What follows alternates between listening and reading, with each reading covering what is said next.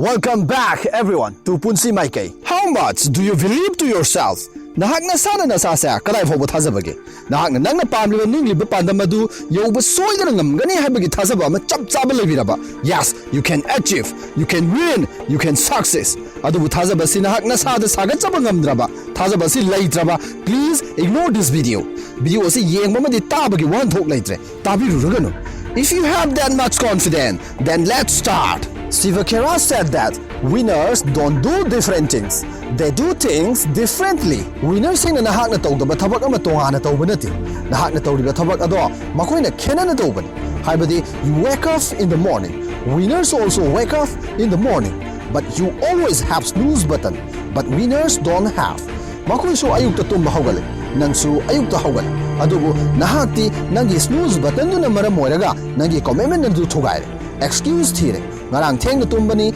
ahing makeup thorak pagini hayeng oina nganna hawgalageda asigumba achet pa phirep lejedabasina nangbu mai thireba misak ama ohenna bagi lambi da pushingani nahakidi snooze button sa matam punamakta laigani. But winners don't have snooze button. Makoi commitment laigani achet pa phirep laigani. Makoi the excuse laite pandamadu phangjibawa hanjin hanjin honagani. Winners never consider for tomorrow. My paglaba miyosing na kaidonungda hayengi haiba thabak ama thamde ngasi ngamliba makai tawgani adubu nahakidi hayeng lairi. Let me remind you once again, losers sing na ayuk ngan na yahuba si tangani adubu winners sing su ayuk ngan na hawgat patal adubu makoi namda na hawgale. Losers sing na hard work tawba tangani, winners sing su hard work tawba tangani adubu hiram mamadagi hekta tawna ba honagani amadi tawi. Losers sing na amurak anirak mai thiraba matung pandam hongani tokthokani adubu winners sing na lising lak mai thiraba su pandam hongde mai patri pawa honagani. 2011 da masagi sahi kunmathoi shurakpada asenba train amadagi ngakta siba sana thapiraba matung robbery kharana interim duna mayongaba maikai amadagi lakpa train amana amu makhong nama takhiduna khuuda kakhraba former volleyball champion Arunima Sinhana hospital da laina khanki. Ayhak mountaineer ama oiduna prithibigi awangba singdon sin soidana karan mayamna ninphung ngangaba taki Arunimagi lemuriba punsi karamna hingan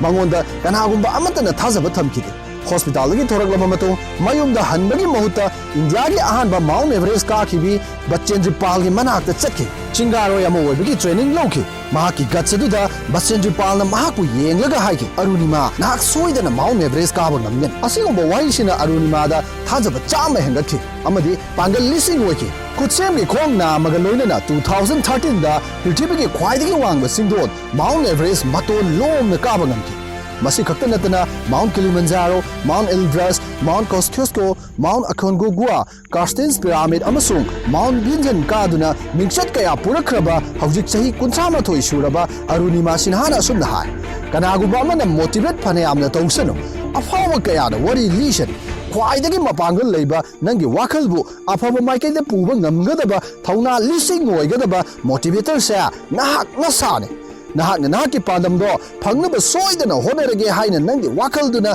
chapyungna he khalakpa mikupta kanana su nahakpu nangi pandamdo phangnaba honabada thingba haibase oithok loidaba amani. Numidangi matamda maina pungan ngalamlaga khangmut mutkibada wakhalna kari phawbagi mikup kharadang mai mutpado pungninga kari wakhal khanbage adubu Helen Keller de punchi chupa mid ukide amamba sangsarduda punchi adumak pikhamnaki aina angang oringai takhiba yamna maming leiba wari amakha mayamda ningsingjagi taba ngambagi sakti leitraba tabangpal sigi kutsemgi natraga prakriti phajaba masak khangkidraba Helen Keller de prithvi da mahaki tawba ngamba adu ulamki mahak prithvi da deaf line amana graduation loiba ngamba ahanba misak oiki prithvi koina satuna lecturer amasu oiramki mahak author afawba amasune mahak masagi punsi wariga mari leinana iba biography The Story of My Life masagi chahi kunithoi kak subada phongki amade prithvi sinba thungna leinaki panaki mahak political activist amasune 19th century gi mayai chalakpa duaida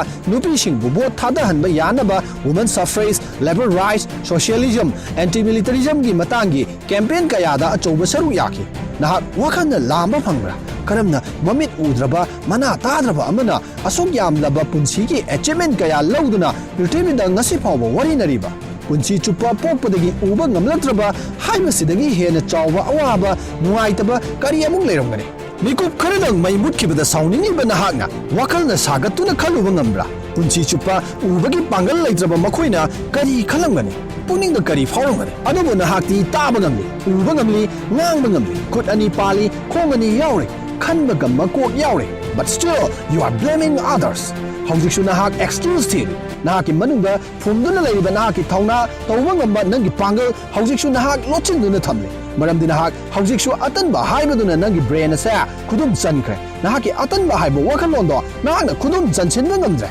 ꯑꯍꯥꯟꯕꯗ ꯋꯥꯈꯜꯁꯤꯗ ꯑꯃꯨꯛꯇꯪ ꯑꯆꯦꯠꯄ ꯐꯤꯔꯦꯞ ꯑꯃ ꯂꯦꯞꯃꯤꯟꯅꯁꯤ ꯑꯩꯍꯥꯛꯁꯦ ꯆꯍꯤ 10ꯒꯤ ꯃꯇꯨꯡꯗ ꯀꯔꯣꯔꯄꯇꯤ millionaire ꯑꯣꯏꯒꯅꯤ ꯍꯥꯏꯕꯒꯤ ꯑꯆꯦꯠꯄ ꯋꯥꯈꯜ ꯑꯃ ꯑꯃꯨꯛꯇꯪ ꯂꯩꯃꯤꯟꯅꯁꯤ ꯃꯁꯤ ꯊꯃꯣꯏꯗꯒꯤ ꯊꯣꯔꯛꯄ ꯑꯣꯏꯒꯗꯕꯅꯤ ꯉꯥꯏꯍꯥꯛꯀꯤ ꯃꯤꯒꯤ ꯅꯨꯡꯉꯥꯏꯕ ꯄꯨꯟꯁꯤ ꯃꯔꯦꯜ ꯑꯃ ꯎꯔꯨꯔꯒ ꯐꯥꯎꯔꯛꯄ ꯋꯥꯈꯜꯗꯨꯗ ꯇꯌꯥꯡ ꯍꯥꯏꯗꯣꯛꯄ ꯅꯠꯇꯕ ꯊꯃꯣꯏ ꯃꯅꯨꯡꯗꯒꯤ ꯈꯟꯕ ꯑꯣꯏꯒꯗꯕꯅꯤ ꯃꯁꯤ ꯅꯍꯥꯛꯀꯤ ꯃꯥꯏꯟ ꯑꯃꯗꯤ ꯕ꯭ꯔꯦꯟꯗ ꯃꯇꯝ ꯄꯨꯝꯅꯃꯛꯇ ꯂꯩꯕ ꯑꯣꯏꯒꯗꯕꯅꯤ ꯃꯁꯤꯒꯤ ꯐꯤꯔꯦꯞꯁꯤꯃ ꯂꯩꯔꯕꯗꯤ ꯃꯇꯝ ꯈꯖꯤꯛ ꯆꯪꯂꯕꯁꯨ ꯃꯗꯨ ꯌꯧꯕ ꯉꯝꯅꯕ ꯂꯝꯕꯤ ꯑꯗꯨꯃꯛ ꯂꯩꯒꯅꯤ ꯊꯣꯔꯛꯀꯅꯤ ꯃꯥꯏ ꯄꯥꯛꯄ ꯍꯥꯏꯕꯁꯦ ꯌꯥꯝꯅ ꯍꯦꯟꯅ ꯂꯨꯅ ꯈꯟꯖꯟꯐꯝ ꯊꯣꯛꯇꯦ ꯅꯍꯥꯛ ꯁꯛꯁꯦꯁ ꯑꯣꯏꯔꯕ ꯃꯤꯁꯛ ꯑꯃ ꯁꯣꯏꯗꯅ ꯑꯣꯏꯅꯕꯒꯤꯗꯃꯛ ꯅꯍꯥꯛꯀꯤ ꯋꯥꯈꯜꯁꯦ ꯑꯍꯥꯟꯕꯗ ꯑꯆꯦꯠꯄ ꯐꯤꯔꯦꯞ ꯑꯃꯈꯛ ꯂꯩꯕꯗꯨꯅꯤ ꯃꯔꯨ ꯑꯣꯏꯔꯤꯕꯁꯦ ꯐꯤꯠ 9ꯒ ꯏꯟꯆꯤ 3 ꯆꯣꯡꯗꯨꯅ ꯍꯥꯏꯖꯝꯗ ꯋꯥꯔꯜड ꯔꯦꯀꯣꯔꯗ ꯊꯝꯂꯤꯕ ꯀ꯭ꯌꯨꯕꯥ ꯃꯆꯥ ꯖꯦꯚꯤꯌꯔ ꯁꯣꯇꯣꯃꯥꯌꯣꯔꯗ ꯑꯁꯨꯛ ꯋꯥꯡꯕ ꯕꯥꯔ ꯑꯁꯤ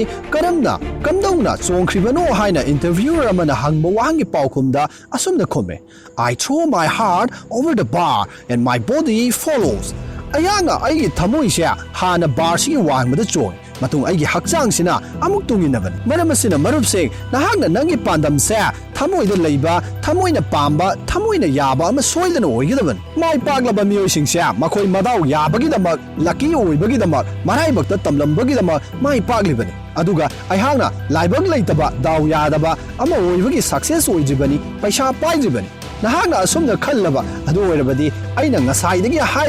ꯂꯤꯔꯤꯕ ꯃꯌꯥꯝꯁꯦ ꯁꯟꯗ ꯒꯤꯇꯥ ꯊꯤꯕ ꯍꯥꯏꯕꯗꯨꯒ ꯄꯥꯡꯈꯛ ꯁꯟ ꯑꯣꯏꯕꯤꯒꯅꯨ ꯈꯪꯖꯤꯜꯂꯨ ꯂꯥꯏꯕꯛ ꯍꯥꯏꯕꯁꯦ ꯑꯩꯅ ꯁꯦꯝꯕꯅꯤ ꯗꯥꯎ ꯌꯥꯕ ꯅꯠꯇ꯭ꯔꯒ ꯌꯥꯗꯕ ꯍꯥꯏꯕ ꯋꯥꯍꯩꯁꯦ ꯂꯒꯥꯎ ꯅꯠꯇ꯭ꯔꯒ ꯖ꯭ꯋꯥꯔ ꯍꯥꯏꯔꯤꯕ ꯃꯁꯥꯟꯅꯗꯨꯗ ꯁꯤꯖꯤꯟꯅꯕꯗꯤ ꯌꯥꯏ ꯑꯗꯨꯕꯨ ꯅꯪꯒꯤ ꯄꯨꯟꯁꯤꯕꯨ ꯖ꯭ꯋꯥꯔꯒꯨꯝꯅ ꯗꯥꯎꯒ ꯆꯥꯡꯗꯝꯅꯔꯕꯗꯤ ꯅꯍꯥꯛ ꯃꯤꯆꯦꯟ ꯃꯤꯀꯤꯊꯤ ꯑꯃꯁꯨꯡ ꯄꯨꯟꯁꯤꯒꯤ ꯄꯥꯟꯗꯝ ꯐꯪꯅꯕ ꯆꯪꯁꯤꯜꯂꯤꯕ ꯂꯥꯟꯐꯝꯗ ꯃꯤꯆꯦꯟꯅꯤ ꯍꯥꯏꯅ ꯂꯧꯔꯣꯏꯗꯕꯒꯤ ꯃꯔꯝ ꯂꯩꯇꯦ ꯃꯥꯏ ꯄꯥꯛꯂꯕ ꯃꯤꯁꯤꯡꯒꯤ ꯋꯥꯔꯤ ꯅꯩꯅꯁꯤ ꯑꯗꯨꯒ ꯅꯊꯟꯇ ꯍꯪꯖꯧ ꯑꯩꯍꯥꯛꯀꯤ ꯄꯥꯟꯗꯝꯁꯤ ꯀꯔꯤꯅꯣ ꯑꯩꯍꯥꯛꯅ ꯑꯩꯒꯤ ꯄꯥꯟꯗꯝꯁꯤꯒꯤꯗꯃꯛ ꯀꯌꯥꯔꯛ ꯃꯥꯏꯊꯤꯕ ꯅꯪꯈ꯭ꯔꯕꯒꯦ ꯀꯅꯥꯒ ꯑꯩꯒꯤ ꯄꯥꯟꯗꯝꯁꯤꯒꯤ ꯃꯔꯝꯗ ꯇꯥꯟꯅꯈ꯭ꯔꯕꯒꯦ ꯑꯩꯒꯤ ꯄꯥꯟꯗꯝ ꯑꯁꯤ ꯐꯪꯅꯕ ꯀꯅꯥꯒꯤ ꯃꯇꯦꯡ ꯂꯧꯈ꯭ꯔꯕꯒꯦ ꯑꯗꯨꯒ ꯄꯥꯟꯗꯝ ꯑꯁꯤ ꯐꯪꯅꯕ ꯆꯍꯤ ꯀꯌꯥꯒꯤ ꯇꯥꯔꯒꯦꯠ ꯊꯝꯂꯤꯕꯒꯦ ꯍꯥꯏꯔꯤꯕ ꯋꯥꯍꯪꯁꯤꯡ ꯑꯁꯤ ꯅꯤꯡꯊꯤꯅ ꯅꯩꯅꯔꯒ ꯄꯥꯎꯈꯨꯝ ꯊꯤꯗꯣꯛꯄꯤꯌꯨ ꯃꯁꯤꯒꯤ ꯋꯥꯍꯪꯁꯤꯡ ꯑꯁꯤꯒꯤ ꯃꯇꯤꯛ ꯆꯥꯕ ꯄꯥꯎꯈꯨꯝ ꯐꯪꯂꯕꯗꯤ ꯅꯍꯥꯛ ꯗꯥꯎ ꯑꯃꯗꯤ ꯂꯥꯏꯕꯛꯀ ꯅꯍꯥꯛꯀꯤ ꯄꯨꯟꯁꯤꯒ ꯆꯥꯡꯗꯝꯅꯗ꯭ꯔꯕ ꯍꯣꯠꯅꯕ ꯀꯟꯕ ꯑꯃꯗꯤ ꯅꯣꯡꯃ ꯁꯣꯏꯗꯅ ꯅꯪꯒꯤ ꯄꯥꯟꯗꯝ ꯑꯗꯨ ꯐꯪꯂꯒꯗꯕ ꯃꯤꯁꯛ ꯑꯃꯅꯤ ꯍꯥꯏꯕꯁꯦ ꯁꯣꯏꯗꯅ ꯊꯥꯖꯕꯤꯌꯨ Winners always put in extra efforts even when it hurts Olympic gold medalist ꯄ꯭ꯔꯤꯊꯤꯕꯤꯒꯤ ꯑꯐꯥꯎꯕ ꯔꯦꯁꯂꯔ USA ꯃꯆꯥ ꯗꯦꯟ ꯒꯦꯕꯜꯅ ꯑꯁꯨꯝꯅ ꯍꯥꯏ ꯑꯩꯍꯥꯛꯅ ꯋꯥꯔꯜഡ് ꯆꯦꯝꯄꯤꯌꯟꯒꯤꯗꯃꯛ ꯍꯣꯠꯅꯔꯛꯄ ꯃꯇꯝꯗ ꯑꯗꯨꯛꯀꯤ ꯃꯇꯤꯛ ꯋꯥꯈꯤ ꯈꯥꯡꯕ ꯉꯝꯕꯒꯤ ꯄꯥꯡꯒꯜ ꯋꯥꯡꯃ ꯂꯥꯟꯈꯤ ꯑꯃꯗꯤ ꯑꯩꯍꯥꯛ ꯄꯣꯊꯥꯅꯤꯡꯈꯤ ꯁꯥꯟꯅꯕꯁꯤ ꯇꯣꯛꯊꯣꯛꯂꯒꯦ ꯈꯜꯂꯛꯈꯤ ꯑꯗꯨꯕꯨ ꯃꯤꯀꯨꯞꯇꯨꯗ ꯑꯁꯨꯝꯅ ꯍꯦꯛꯇ ꯃꯤꯠꯃꯥꯡꯗ ꯁꯪꯁꯪ ꯎꯔꯒꯦ ꯑꯩꯍꯥꯛꯀꯤ ꯑꯣꯄꯣꯅꯦꯟꯗꯨꯗꯤ ꯍꯧꯖꯤꯛꯁꯨ ꯄ꯭ꯔꯦꯛꯇꯤꯁ ꯇꯧꯔꯝꯈꯤꯒꯅꯤꯀꯣ ꯃꯁꯤꯒꯤ ꯋꯥꯈꯜꯁꯤꯅ ꯇꯨꯃꯤꯟꯅ ꯐꯝꯗꯨꯅ ꯂꯩꯕ ꯉꯝꯍꯟꯈꯤꯗꯦ ꯑꯁꯨꯝꯅ ꯑꯃꯨꯛ ꯍꯟꯅ ꯆꯣꯛꯊꯕ ꯑꯋꯥꯕ ꯅꯤꯡꯍꯟꯅꯕ ꯀꯥꯎꯊꯣꯛꯇꯨꯅ ꯄ꯭ꯔꯦꯛꯇꯤꯁ ꯇꯧꯈꯤ ꯃꯁꯤꯒꯤ ꯍꯣꯠꯅꯕꯁꯤꯅ ꯃꯥꯏ ꯄꯥꯛꯈꯤꯕ ꯗꯦꯟ ꯒꯦꯕꯜꯕꯨ ꯃꯗꯥꯎ ꯌꯥꯕꯒꯤ ꯂꯥꯏꯕꯛ ꯂꯩꯕꯒꯤ ꯃꯥꯏ ꯄꯥꯛꯄꯅꯤ ꯀꯔꯝꯅ ꯍꯥꯏꯒꯗꯧꯔꯤꯕꯅꯣ It's all about hard work and patience and not giving up easily ꯄꯥꯟꯗꯝ ꯑꯃ ꯂꯩꯗꯨꯅ ꯃꯥꯏ ꯄꯥꯛꯅꯕ ꯍꯣꯠꯅꯔꯤꯕ ꯃꯤꯑꯣꯏꯁꯤꯡꯅ ꯈꯪꯉꯤ ꯃꯗꯨꯗꯤ ꯃꯈꯣꯏ ꯈꯨꯗꯣꯡꯊꯤꯕ ꯀꯌꯥ ꯃꯥꯌꯣꯛꯅꯒꯅꯤ ꯑꯗꯨꯕꯨ ꯃꯈꯣꯏ ꯇꯣꯛꯇꯦ ꯂꯦꯞꯇꯦ ꯃꯔꯝꯗꯤ ꯃꯈꯣꯏꯅ ꯃꯊꯟꯇ ꯍꯥꯏꯖꯩ ꯑꯩ ꯈꯛꯇꯅꯤ ꯍꯤꯔꯝꯁꯤꯗ ꯑꯩ ꯈꯛꯇꯅꯤ ꯑꯋꯥꯕ ꯂꯤꯁꯤꯡ ꯃꯥꯌꯣꯛꯅꯔꯕꯁꯨ ꯂꯥꯛꯅꯤꯡꯕ ꯈꯨꯗꯣꯡꯊꯤꯕ ꯂꯥꯛꯁꯅꯨ